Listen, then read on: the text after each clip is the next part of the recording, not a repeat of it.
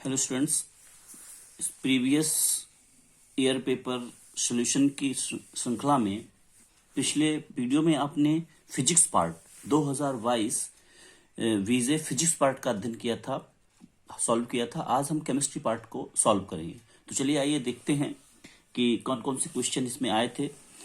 ये प्रश्न 5 थे, 4 क्वेश्चन फिजिक्स के होते हैं और 5 से जो है आपका केमिस्ट्री आता है।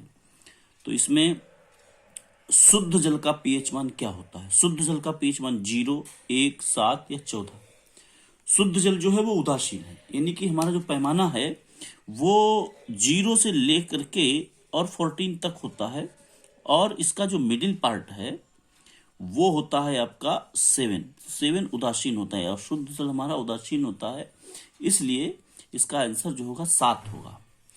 अगला क्वेश्चन देखते हैं। अम्ल से हाइड्रोजन हटाने वाली धातु है, वही धातु डिस्प्लेस करती है दूसरी धातु को जो उससे ऊपर स्थित है। हाइड्रोजन से इन 4 धातुएं दी गई हैं, जिंक, कॉपर, एजी और एचजी, यानी जिंक, कॉपर, सिल्वर और मरकरी। तो जो हमारी सक्रियता श्रेणी है उसमें हाइड्रोजन के ऊपर सिर्फ एक धातु है, इन चारों में से कॉपर, एजी, एचजी नीचे हैं और जिंक हमारा उससे ऊपर है। तो जो ऊपर है तो हाइड्रोजन को विस्थापित करेगा और ये अन्य धातुएं विस्थापित नहीं करेंगी। ठीक है, नेक्स्ट देखते हैं। प्रोपेन का रासायनिक सूत्र क्या है? प्रोपेन जो है उसका यदि हम बात करें तो ये एल्केन की कैटेगरी में आता है, और एल्केन का जो जनरल फार्मूला होता है वो होता है CnH2n+2, यानी कार्बन से हाइड्रोजन डबल से 2 ज्यादा होते हैं। तो देखिए CH4 डबल करोगे तो 2C हो जाएगा, और +2 उसमें जोड़ दोगे तो 4 CH4, यानी ये तो है, हो रहा है। इसको चेक करके देखते C3H8। और दूसरी चीज यहाँ पे कार्बन का भी ध्यान रखना, प्रोप हमारा 3 कार्बन को डिनोट करता है। मेथ 1 को मेथ 1 को प्रोप, एथ 2 को और प्रोप 3 को। तो 3 कार्बन किसमें है? 3 कार्बन इसमें है, C3H8। और ये जनरल फार्मूला भी हमारा यहाँ पे फिट हो रहा, 3 दूनी 6 +2 यहाँ पे भी फिट हो रहा, लेकिन ये 4 कार्बन हो गए, यहाँ 1 कार्बन, 3 कार्बन, 4 कार्बन, 2 कार्बन, तो 3 कार्बन प्रोप से हमारा, यानी C3H8 इसका सही जवाब होगा, प्रोपेन। नेक्स्ट देखते हैं। निम्नलिखित यौगिकों के IUPAC नाम लिखिए। IUPAC नाम देखते कैसे लिखते हैं। इसमें सबसे पहले हम देखते हैं कार्बन कितने, देखते हैं कोई क्रियात्मक समूह तो नहीं है, क्रियात्मक समूह इसमें नहीं है, सारे सिंगल बॉन्ड हैं, एल्केन का सदस्य है, यानी 1, 2, 3, 4 कार्बन है। जैसे ऊपर आया था प्रोपेन, अब इसमें 4 कार्बन हो गए तो इसका नाम क्या हो जाएगा? ब्यूटेन। इसका क्या हो गया? C4H10, तो ब्यूटेन। नेक्स्ट देखते हैं, हमारा है CH3COOH। यहां पे हमारा क्रियात्मक समूह आ गया, कार्बोक्सिलिक एसिड आ गया COOH। तो कार्बोक्सिलिक एसिड आ गया। कार्बन कितने हैं? 1, 2 कार्बन है। 2 कार्बन से क्या होता है? एथ, और कार्बोक्सिलिक एसिड से क्या लग जाता है? Oic acid. तो इसका क्या नाम हो जाएगा? Ethanoic acid, ethanoic acid, ethanoic अम्ल कह सकते हैं, हिंदी में लिखेंगे तो इसको एथनोइक अम्ल। तो इस प्रकार ये 6 का हो गया है। अब आगे देखते हैं। तो देखते हैं नेक्स्ट पार्ट जो है, इसी का खा पार्ट है, 6ठे का ही। मेंडलीफ का आवर्त नियम क्या है, इसकी व्याख्या कीजिए। मेंडलीफ का आवर्त नियम यह कहता है, क्योंकि मेंडलीफ ने जो सारणी बनाई थी वो परमाणु भार के आधार पे थी, यानी द्रव्यमान संख्या के आधार पे थी। तो वो आवर्त नियम ये कहता था कि सभी तत्वों के भौतिक एवं रासायनिक गुण उनके परमाणु भारों के आवर्ती फलन होते हैं, अर्थात यदि उनको बढ़ते हुए परमाणु भार के क्रम में हम व्यवस्थित करते जाएं तो एक निश्चित अंतर के बाद समान गुणों वाले तत्वों की पुनरावृत्ति होने लगती, यही हमारा आवर्त नियम कहलाता है। ठीक है, नेक्स्ट है हमारा 7वें का गा। निम्नलिखित रासायनिक अभिक्रियाओं को पूर्ण कीजिए। कुछ 2 रासायनिक अभिक्रियाएं आई थी, इनको हमें क्या करना था? पूरा करना था। इधर लिखा था CH3COOH, ये हमारा क्या है? ये हमारा है एसिटिक एसिड, ये हमारा क्या है? एसिटिक एसिड है। और इधर हमारा दिया गया है एथेनॉल, या इसको एथिल अल्कोहल भी कह सकते हैं। इन दोनों की रिएक्शन करना। देखिए एसिड और अल्कोहल की जब रिएक्शन होती है तो एस्टर का निर्माण होता है, इस क्रिया को एस्टरीकरण भी कहते हैं। तो इन दोनों की आपस में क्रिया हो जाएगी, वाटर मॉलिक्यूल निकल जाएगा। तो इसका यहां पे आ जाएगा CH3COO C2H5। ये हमारा क्या हो गया है, ये हो गया है एथिल एसीटेट, इसका नाम हो जाएगा एथिल एसीटेट या एथिल एथेनोएट भी लिख सकते हैं। ये क्या है, एक एस्टर है और एक वाटर मॉलिक्यूल निकल जाएगा, एस्टरीकरण इस क्रिया को कहते हैं। ठीक है, नेक्स्ट है C2H5Br प्लस KOH। ये एथिल अल्कोहल के निर्माण की ही प्रक्रिया है कि किस तरीके से एथिल अल्कोहल हमारा बनता है। यहां पे देखिए इनकी रिएक्शन होगी तो C2H5OH हो जाएगा और KBr निकल जाएगा, प्लस KBr, यानी कि एथिल अल्कोहल निर्माण हुआ और KBr हमारा निकल गया। तो दो यहाँ पे ये पोटेशियम ब्रोमाइड एथिल अल्कोहल है।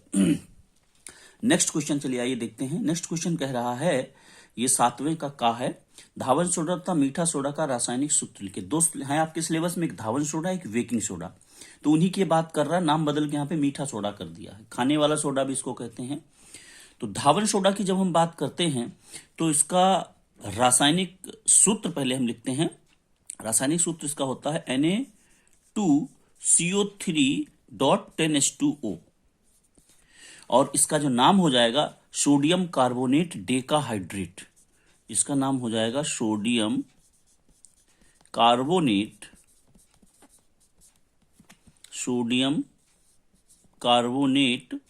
डेकाहाइड्रेट क्योंकि डेका का मतलब 10 वाटर मॉलिक्यूल है, क्रिस्टलन जल। इसके बाद मीठा सोडा, इसको बेकिंग सोडा भी कहते हैं और इसका जो नाम होगा वो होगा NaHCO3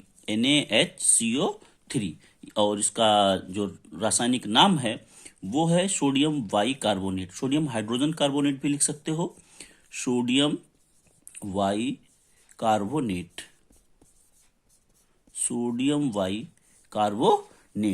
तो इस तरीके से ये 7वें का कंप्लीट हो गया है। नेक्स्ट देखते हैं इसके बाद। हाँ तो देखते हैं नेक्स्ट क्वेश्चन हमारा क्या है, ये है हमारा खा पार्ट, 7वें का खा पार्ट। कह रहा द्विविस्थापन अभिक्रिया को उदाहरण सहित समझाइए। द्विविस्थापन अभिक्रिया क्या है, वह रासायनिक अभिक्रिया जिसमें यौगिक के 2 आयनों या 2 अवयवों के मध्य अदला बदली हो जाती है, यानी कि उनका स्थानांतरण हो जाता है, उस अभिक्रिया को हम द्विविस्थापन अभिक्रिया कहते हैं। परिभाषा आप इसकी लिख लेंगे, इसका एग्जाम्पल मैं आपको बताता हूं लिख के कैसे लिखना है, और एग्जाम्पल बहुत जरूरी है। एग्जाम्पल नहीं लिखा तो आपका सही क्वेश्चन नहीं हो पाएगा। तो इसका एग्जाम्पल लिखेंगे हम AgNO3 प्लस NaCl प्लस नहीं आएगा, गिव्स, आपका इसमें बनेगा सिल्वर क्लोराइड यानी AgCl और प्लस आपका बनेगा सोडियम नाइट्रेट NaNO3। अब आप देख रहे होंगे कि अदला बदली होगी, NO3 सिल्वर के साथ था, वो चला गया सोडियम के साथ, और सोडियम के साथ Cl था और वो चला गया AgCl के साथ। तो सिल्वर नाइट्रेट और सोडियम क्लोराइड की जब आपस में रिएक्शन हुई तो आपका बना सिल्वर क्लोराइड और सोडियम नाइट्रेट बना। तो यानी अदला बदली हो गई, तो द्विविस्थापन अभिक्रिया है। नेक्स्ट है संक्षारण।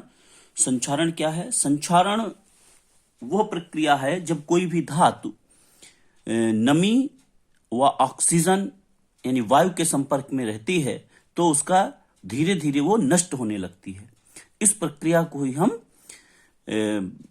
संक्षारण कहते हैं। जैसे एग्जाम्पल इसका मैं बता रहा हूं कि जंग का लगना, उदाहरण इसका क्या हो जाएगा, लोहे में जंग का लगना, या जैसे कॉपर है, एल्युमिनियम है, इन सारी धातुओं का संक्षारण होता है। कॉपर पहले लाते हैं तो बहुत अच्छा लगता है, कोई भी बर्तन हो, धीरे धीरे वो डार्क ब्राउन की तरफ होता चला जाता है, लोहे में भी, और यही चीज एल्युमिनियम में भी। एल्युमिनियम अपने ऊपर एक परत एल्युमिनियम ऑक्साइड की बना लेता है, यही हमारी संक्षारण कहलाता है। नेक्स्ट हमारा जो क्वेश्चन है 8वें का खा, साबुनीकरण। साबुनीकरण पर संक्षिप्त टिप्पणी कीजिए। साबुनीकरण है क्या, साबुनीकरण उच्च वसीय अम्लों के सोडियम व पोटेशियम लवणों को साबुन कहते हैं तथा इनको बनाने की जो प्रक्रिया है वही साबुनीकरण कहलाती है। इक्वेशन मैं यहाँ पे आपको बता रहा हूं, थ्योरी आप जो नोट्स हैं वहां से तैयार करें। तो इक्वेशन इसकी देखते हैं क्या है हमारे। इसमें हम उच्च वसीय अम्ल यानी कि एक ट्राई स्टेरीन बसा लेते हैं। देखिए किस तरीके से इसका इक्वेशन लिखते हैं।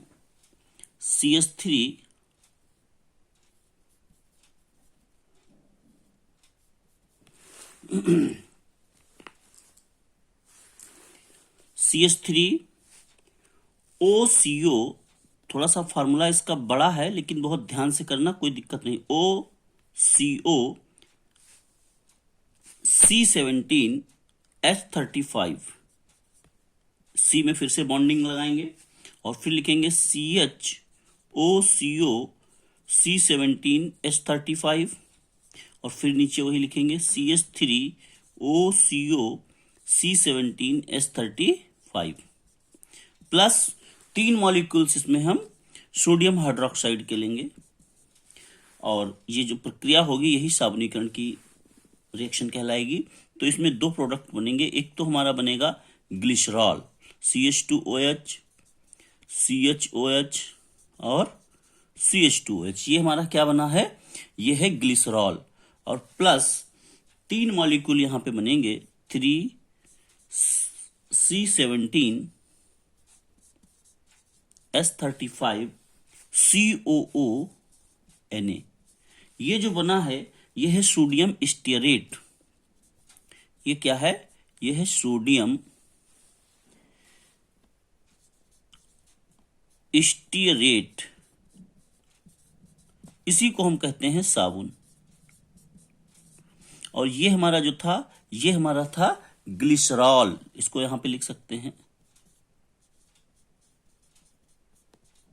ग्लिसरॉल। और इधर जो हमने लिया था ये हमारा, इसका नाम था ट्राई स्टेरीन बसा, या खाली आप वसा लिखते हैं। और ये हमारा सोडियम हाइड्रोक्साइड है। तो नेक्स्ट क्वेश्चन देखते हैं। गा वाला है, आवर्त सारणी में आवर्त व समूह को परिभाषित कीजिए। आवर्त जो होती है वो इस तरीके से 7 आवर्त हैं। तो ये जो क्षैतिज पंक्तियां हैं ये हमारी आवर्त कहलाती हैं, इनको हम कहते हैं आवर्त। और जो लंबवत यानी खड़े हुए हैं ऐसे पंक्तियां, ये हमारे कहलाते हैं समूह। टोटल 18 समूह हैं, 1 से लेकर के 0 समूह तक यदि हम बात करें तो टोटल 18 समूह हैं और 7 आवर्त हैं हमारी आवर्त सारणी में। लास्ट क्वेश्चन है, क्वेश्चन ये अथवा में है। क्वेश्चन जो 8 था उसी का ये अथवा में है, मतलब वो करते या ये करते। अलग अलग पार्ट इसमें दिए जाते हैं, हर वाले टिप्पणी करने को आता है तो इसमें टिप्पणी करनी होती है, इनकी मार्किंग अलग अलग रहती है। तो जैसे यहाँ पे 2, 2 और 3 यानी कि 7 नंबर का टोटल क्वेश्चन है। और ये अलग अलग पार्ट्स में इसको बांट दिया गया है। ये 2 नंबर का है, ये 2 नंबर का, और नीचे वाला जो है ये 3 नंबर का है। तो देखिए इन्हीं को हम बात करते हैं। रेडॉक्स अभिक्रिया क्या है? रेडॉक्स अभिक्रिया क्या है? रेडॉक्स अभिक्रिया वो अभिक्रिया है जिसमें ऑक्सीकरण और अपचयन दोनों एक साथ हों। रेडॉक्स जो बना है वो दोनों से मिलकर के ही बना है, ऑक्सीडेशन और रिडक्शन से। तो रिडक्शन प्लस ऑक्सीडेशन यानी कि दोनों रिएक्शन यदि एक साथ हों तो हमारा कौन से क्या बनता है? रेडॉक्स। मतलब RED इससे ले लिया गया और ऑक्स इससे ले लिया गया, तो रेडॉक्स अभिक्रिया यानी कि दोनों यदि हो रहे हैं तो उसी को हम रेडॉक्स अभिक्रिया कहेंगे। मतलब वो अभिक्रिया जिसमें ऑक्सीकरण तथा अपचयन दोनों एक साथ होते हैं, रेडॉक्स अभिक्रियाएं कहलाती हैं। एक इसका एग्जाम्पल मैं आपको बता रहा हूं। इसमें एग्जाम्पल ले सकते हैं हम। कॉपर ऑक्साइड जब हाइड्रोजन से क्रिया करता है तो कॉपर प्लस H2O बनता है। यहां देखेंगे कि कॉपर से CuO बन रहा है, यानी कि ऑक्सीजन निकल रहा है। तो यहां क्या हो रहा है? यहां अपचयन हो रहा है, यानी रिडक्शन हो रहा है। और हाइड्रोजन में देखेंगे ऑक्सीजन जुड़ रहा है, तो यहां क्या हो रहा है? यहां ऑक्सीडेशन हो रहा है, यानी कि ऑक्सीकरण हो रहा है। तो ऑक्सीकरण भी हो रहा है, अपचयन भी हो रहा है, यानी ये रेडॉक्स अभिक्रिया है। ठीक है, नेक्स्ट क्वेश्चन देखते हैं। सजातीय श्रेणी। सजातीय श्रेणी का मतलब है, नाम से ही पता चल रहा है, समान जाति। यहाँ पे जाति का मतलब है एक जैसे सूत्र से इनको हम निरूपित कर सकते हैं। मतलब एक सामान्य सूत्र द्वारा एक समान सूत्र द्वारा प्रदर्शित यौगिकों को यदि उनके बढ़ते हुए परमाणु भार के क्रम में व्यवस्थित करते हैं तो हमको एक श्रेणी प्राप्त होती है, उसी को हम सजातीय श्रेणी कहते हैं। सजातीय श्रेणी में जो यौगिक होते हैं उनमें दो चीजें इंपॉर्टेंट हैं। एक तो किन्हीं भी दो क्रमागत यौगिक हैं उनके बीच में CH2 का अंतर होता है, या कह सकते हो उनके अणुभारों में 14 का अंतर होता है। ये चीज भी इसमें इन्वॉल्व कर सकते हैं। एग्जाम्पल की यदि हम बात करें तो इसके एग्जाम्पल हमारे आ जाएंगे, जैसे मान लो हमारी एल्केन श्रेणी। एल्केन, अब जितने भी एल्केन के सदस्य हैं उनको हम एक सामान्य सूत्र CnH2n+2 के द्वारा डिनोट कर सकते हैं और सभी सिंगल बॉन्ड उसमें होंगे। तो एल्केन हमारी एक सजातीय श्रेणी हो गई। और इसी का दूसरा भाई है एल्कीन CnH2n, और तीसरा इन्हीं का भाई है एल्काइन। एल्काइन का जो सामान्य सूत्र है CnH2n-2। तो इनको सामान्य सूत्र द्वारा इस तरीके से हम डिनोट कर सकते हैं और ऐसी श्रेणी हमारी सजातीय श्रेणी कहलाती है। नेक्स्ट क्वेश्चन है मेंडलीफ की आवर्त सारणी की विशेषताएं। इसको हम बताए दे रहे हैं आप लोग, लेकिन इसको नोट से तैयार करना है। क्या विशेषताएं होती हैं देखते हैं, दो तीन विशेषताएं इसकी बताते हैं। इस आवर्त सारणी में पहली चीज जो भी आवर्त नियम बताया था कि इस सारणी में तत्वों को उनके परमाणु द्रव्यमानों के बढ़ते हुए क्रम में रखा गया है। पहली मेन चीज जो हमारा मूल आवर्त नियम है, परमाणु द्रव्यमान के बढ़ते हुए क्रम में रखा गया है। इसमें 8 ऊर्ध्वाधर स्तंभ थे, मतलब वर्टिकल कॉलम थे, जिनको हम समूह कहते थे। और जो 36 पंक्तियां हैं 12 हैं टोटल, उनको आवर्त कहते हैं। और इसमें समूहों को सिर्फ 8 समूह छोड़कर शेष समूहों को 2 में बांटा गया है, ए तथा बी में। एक ही समूह के सभी तत्वों के गुण समान हैं और कहीं कहीं पे रिक्त स्थान भी छोड़ा गया है ताकि आने वाले जो तत्व यानी जो अन्य तत्व खोजे जाएंगे भविष्य में उनको सही जगह पर रखा जा सके।